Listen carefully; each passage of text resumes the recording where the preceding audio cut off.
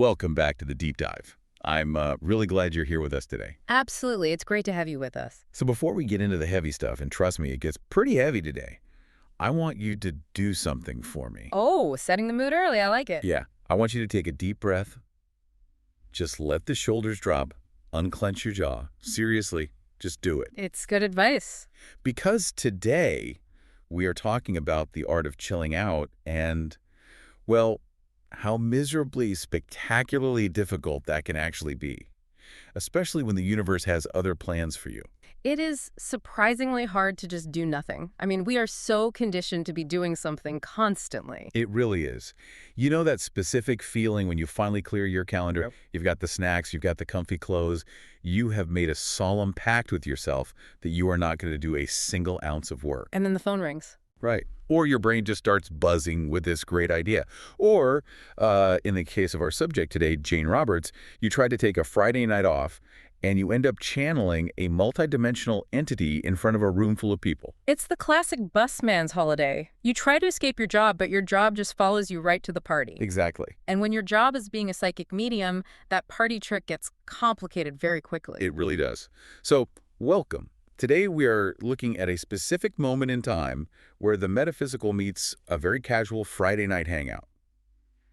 We're going to see what happens when you mix mediumship with Chardonnay. A dangerous combo. Very. And we'll look at why trying to, quote-unquote, prove magic exists is usually the absolute quickest way to kill it. We have a really unique set of sources today for this deep dive. We are looking at session 251 of the Early Sessions, Book 6 of the Seth Material. And we definitely need to timestamp this so everyone is on the same page. Well, The date of record for this session is Friday, April 15th, 1966. right. 1966. The world is changing rapidly, but Elmira, New York is still a fairly quiet place. Yeah.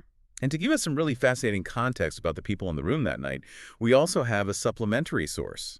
It's a newspaper clipping from the Elmira newspaper, dated just 3 days later, involving one of the witnesses, a guy named Bill McDonnell. Which involves a nude painting and the local police. So you know it's going to be a good story. It certainly adds some color to the whole thing. But our mission today is a bit deeper than just local gossip. We want to explore the delicate balance between intuition and intellect. The real meat of the issue. Exactly. We're going to look at the nature of skepticism and the very human drama that unfolds when you are a medium just trying to have a normal social life. But real quick, before we crack open the wine and the Ouija board, we do have to declare that this podcast will be distributed free of charge on all major platforms for educational purposes. Yes. So let's set the scene. It's April 1966. Jane Roberts and her husband, Rob Butts, are deep into the Seth experience. I mean, they are churning out sessions twice a week at this point. Which is grueling work. It is grueling work. And when we say grueling, we don't just mean, oh, I typed a lot today. Jane is going into a deep trance state. She's altering her consciousness, speaking for hours on end, and then having to come all the way back. She's feeling the burn. She's feeling the strain, which is exactly the word Rob uses in his notes. Right. It's a physical and psychological marathon. Yeah. So they decide to do something radical. Take a break. They decide to take a whole week off. No Wednesday session, no Monday session. Just be a regular couple, living a regular life. That was the plan anyway. That was the plan. So paint the picture for us. It's Friday night, April 15th, approximately 10 p.m. This isn't a seance room with velvet curtains and crystal balls. It's just a living room. Correct. They have friends over. We've got Ann Diebler, Marilyn, and Dawn Wilbur, and the Gallaghers, and then some younger people, friends of friends. It's a mixer. It's a normal Friday. Right. People are eating, people are drinking. It's supposed to be a revitalizing night off. But you know how it is when you have a unique talent. If you're a musician, someone eventually hands you a guitar. If you're a comedian, someone says, tell us a joke. Yeah. Or in this case, there's a unique multidimensional phenomenon happening in your living room. It's hard not to talk about it. It is. And Jane, bless her heart, she actually initiates it. It's show and tell time. She decides to play a tape for the guests. Now, wait a minute. If she's tired and she genuinely wants a break, why is she playing tapes of their sessions for a room full of people? Is it ego? Is it just filling the awkward silence? I think it's a mix of excitement and a sense of obligation. Remember, Seth had told them previously to inform others who are interested. So in their minds, they aren't working, they're educating, they're sharing this incredible thing they found. Specifically, she plays a tape of session 170. Now, we have to pause here because session 170 wasn't just any regular session. Why pick that specific one? Because Session 170 was a blockbuster. It really was. It was recorded for a doctor in-stream, and it contained these incredibly strong voice effects. Seth's voice was booming enough to literally distort the microphone. It was the Hollywood version of the phenomena. Right. And she's playing this because some of the guests, these younger people mentioned in Rob's notes, had absolutely no clue this was possible. They didn't know the physical voice phenomenon was an actual thing she could do. Rob notes that the guests were unaware that such volume and distortion could come from Jane, who was a relatively small woman, so playing the tape acts as a primer. It expands their idea of what is possible. But it's a slippery slope, isn't it? You start by playing the greatest hits album, and suddenly everyone looks at you and goes, hey, can you do that live? Exactly. Rob mentions that the stage had been set. By playing that tape, by focusing everyone's attention on the voice, on the phenomenon, they inadvertently gave their subconscious full permission to switch gears. And that is such a key point. Rod says explicitly that no one asked for a session. No one said, hey, Jane, go into a trance for us. But the vibe was there. The permission was just hanging in the air. And practically speaking, the house was empty. The usual boarders who lived there were away. So Jane didn't have that underlying anxiety about waking the neighbors with a booming spirit voice. Except for one person upstairs, right? Right. Rob reminds her, he says, hey, there is someone upstairs, but he notes that the reminder had very little effect. Jane was already sliding into the zone. So the tape ends. The room is probably buzzing a little bit. People are intrigued. Yeah. And then it happens. The live show starts. Seth comes through.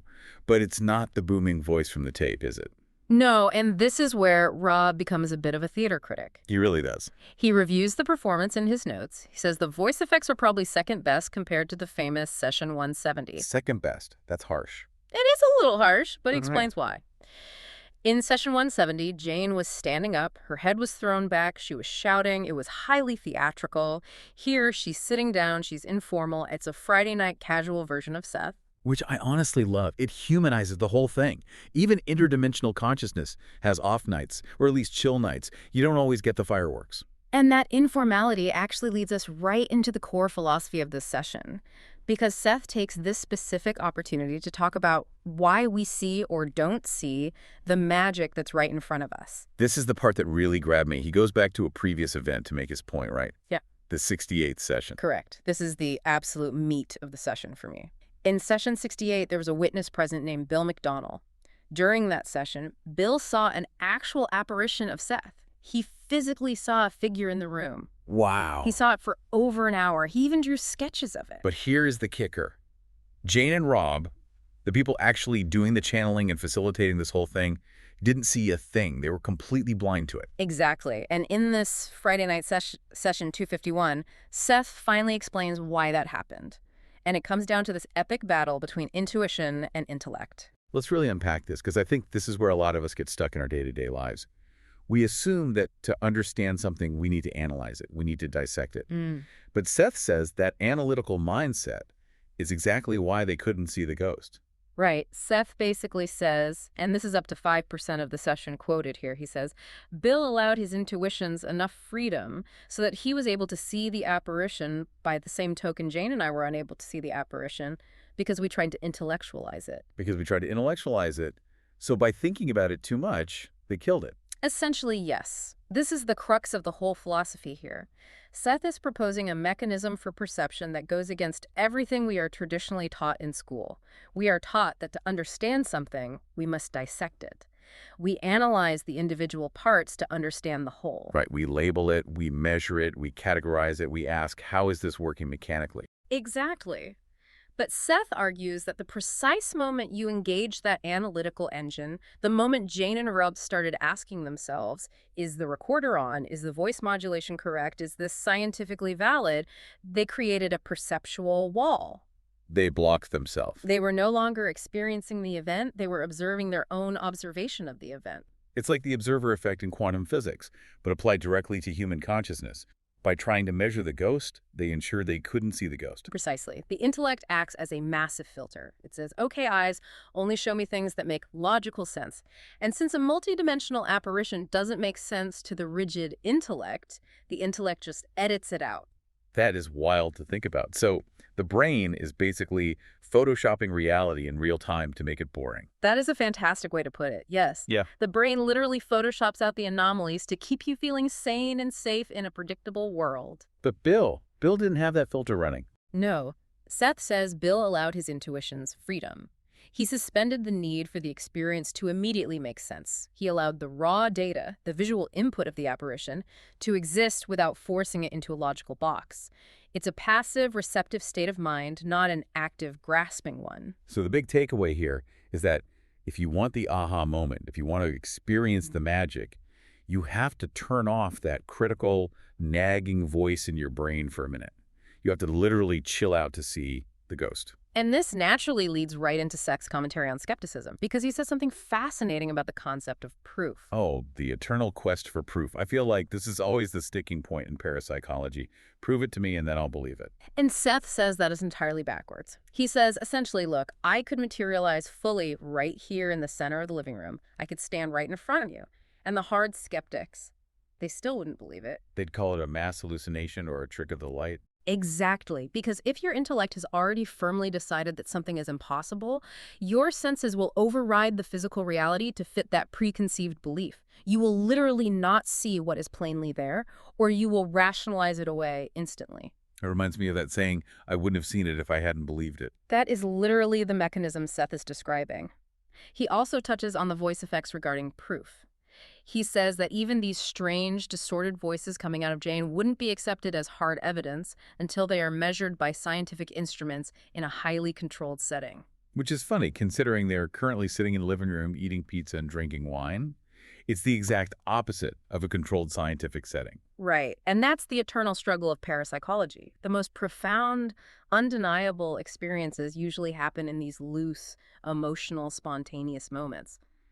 But orthodox science demands rigid, sterile control. And Seth seems to imply that the very act of imposing that control, bringing in the Geiger counters, the cameras, the clipboards, can inherently dampen the phenomenon because it immediately engages the highly critical intellect of everyone in the room.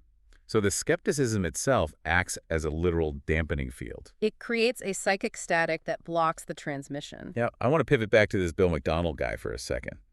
Because we've established that he saw the ghost because he was intuitive. But that's a bit of a vague term. What does that actually mean in practice? Who is this guy? This is where we get to connect the dots with that newspaper clipping we mentioned earlier, because the universe has a really funny way of providing character references when you need them. So we know Bill is the guy who saw the ghost when no one else could.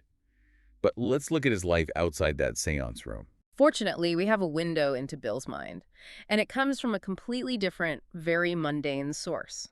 We found a clipping from the Elmira newspaper dated April 18th, 1966. That's just 3 days after this session.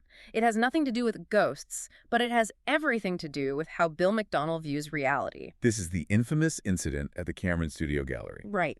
Bill owns this local gallery, and apparently he put a painting in the front window that caused quite a bit of a stir in sleepy Elmira. A painting of a nude woman. Scandalous. In 1966 Elmira, anyway. The article itself is actually hilarious if you read it. It describes the painting as being in washed-out shades of gray and orange, showing a woman sitting reflectively. It sounds incredibly tame by today's standards. It sounds like high art. It really does. Mm-hmm. But the police chief, a man named John J. O'Connor, apparently received an anonymous complaint from a citizen. So the police physically go to Bill's gallery and tell him to take it down. Now, most people, when the chief of police shows up at your business and says, take that down, they get scared. They comply. They follow the rules. And what does Bill do? Does he fold under the pressure? No, he flat out refuses. He turns the painting slightly so it's not facing the street directly as a tiny compromise, but he completely refuses to remove it from the window. He fights for his artistic expression. He defies the rigid structure of the local authorities. And this is the connection. This specific personality trait, this stubborn willingness to defy convention, to trust his own artistic sense over what the police or the authorities say is right or real. This is exactly why he's a good receiver for the metaphysical. Precisely. To understand why Bill saw the ghost, you have to understand why Bill refused to take down the painting. It's the exact same mental muscle. The same refusal to let an outside authority, be it the local police chief or the laws of physics, dictate what he's allowed to see and show to the world. He doesn't have that heavy filter we talked about earlier. He doesn't have the social compliance filter, and he doesn't have the intellectual safety filter. Bill is a man who looks at raw data, whether it's gray and orange shades on a canvas or a shimmering spirit form in a living room, and accepts it for exactly what it is. Whereas Jane and Rob, at this stage in their journey, are still very much worried about doing it right. They're constantly worried about scientific validity. They're worried about what people will think of them. And that worry is a solid brick wall. Bill doesn't have a wall. He has a window with a nude painting in it. Be like Bill, folks. Keep your window open. But speaking of being open, let's go back to the party itself. Because as relaxed and open as Bill might be, the Friday night session starts to go completely off the rails. Yeah, the infamous vibe shift. We've all been at a party where the energy just turns. It's a very human moment, honestly. Rob observes that during a break, because Jane naturally takes breaks between trance states to rest, the guests' attention started to wander. Which, to be fair, is completely understandable. It's Friday night. They've been listening to old tapes, then listening to a live session. Maybe they just wanted to chat about the weather or sports for a minute. But Jane noticed the shift in attention. Rob says Jane was visibly upset by it. That is so awkward. It's the classic performer's anxiety. You're sitting there trying to channel the deep secrets of the universe, and you look over and someone is checking their watch or reaching for a potato chip. It creates this immense tension in the room. Is this a holy, sacred event? Or is it just parlor entertainment for a Friday night? And that internal conflict starts to really eat away at Jane. She feels like she's casting pearls before swine, or worse, that she's just boring her friends. And then there's the wine. Ah, yes, the wine incident. So Jane has a couple of glasses of wine. Now, Rob insists in the notes that it wasn't that much. 2 small glasses, maybe a little more during the break, just to take the edge off. But when Seth comes back through Jane after the break, he is blunt. He is an absolute savage. What exactly does he say? He abruptly ends the session. He states that Jane drank too much and that he does not like to work with Rupert. That's his special name for Jane under such conditions. I have to stop you there, though. Because this seems a bit petty, doesn't it? Does it not seem petty for a vast, multidimensional entity to get visibly upset about 2 glasses of Chardonnay? It feels very human, very judgmental, like a grumpy schoolteacher scolding a student. It definitely sounds that way on the surface. It sounds like a parent scolding a child for acting out at a party. But if we look closer at Rob's notes, he suggests it's not a moral judgment from Seth at all. It's a pure mechanical issue. Mechanical how? Like putting diesel fuel in a regular gas engine. In a way, yes. Rob theorizes that the alcohol itself wasn't the real problem. The physical quantity was negligible. The problem was Jane's intense resistance combined with the physiological depressant of the wine. She was using the wine to numb her anxiety about performing in front of her friends, but Seth, the energy coming through her, requires total clarity and a very high energy state. So you have these 2 fiercely opposing forces inside her body. The alcohol depressing the nervous system and the trance state trying to rapidly accelerate it. Exactly. And that extreme friction causes immediate physical problems. Which perfectly explains what happens next. Yeah. Because right after Seth signs off, Jane gets sick. She gets physically sick in the kitchen. Rob analyzes this thoroughly, and I think he's spot on with his assessment. He says it wasn't the alcohol making her sick. The tiny amount she drank shouldn't have caused genuine illness. He believes it was the conflict. The psychological toll of the evening. Jane was profoundly torn. On one hand, she desperately wants to share this amazing gift with her friends. On the other hand, she's terrified of exhibitionism. She's terrified that by doing this casually at a party, she's turning something profound and sacred into a cheap parlor trick. And the internal war, am I a teacher or am I a clown for these people, manifests as severe physical nausea. Exactly. It shows that true mediumship isn't just a fun mental exercise you can do on a whim. It's a full-body alignment. If your personal intent is muddy, if you feel guilty or conflicted about why you are doing it, the physical vessel, the body, suffers the consequences. It physically rejects the experience. It's such a powerful lesson in alignment. You simply can't force the flow when you're fighting yourself on the inside. And it brings us all the way back to the beginning of the night. They tried to relax. They genuinely tried to take a well-deserved break. But because they didn't set a clear, firm boundary, because they let the profound work bleed into the casual party, it ended in a total mess. It's the ultimate Friday night fail, but also such a deeply valuable one for us to look back on and learn from. It really is. It demystifies the whole channeling process. It shows us that even with something as mystical and groundbreaking as the Seth Material, the people involved are just regular people. They get tired, they get insecure, they drink a little too much wine when they're nervous, they worry about what their friends think of them. And amidst all that relatable human messiness, there are these absolute nuggets of pure gold, like the incredible lesson on intuition versus intellect. Bill allowed his intuitions enough freedom. That's the line that really sticks with me long after reading this. Me too. It's such a powerful permission slip for all of us. You don't have to rigorously understand everything to meaningfully experience it. In fact, understanding it might be the booby prize. Sometimes you just have to look at the washed out shades of gray and orange and see the art, not the police report. I absolutely love that. So let's wrap this deep dive up. We started with a failed vacation and ended with a profound lesson on how to see ghosts and trust your own eyes. Not bad for an hour of our time. Not bad at all. I think we covered a lot of vital ground today. Here's my final thought for you to chew on. Next time you're trying to solve a complex problem or see the absolute truth of a messy situation, and you feel that familiar tightness in your forehead, that intellectualizing gear grinding away trying to force an answer, try to pull a Bill McDonald. Stop thinking so hard. Just start looking. Allow your intuition some real freedom.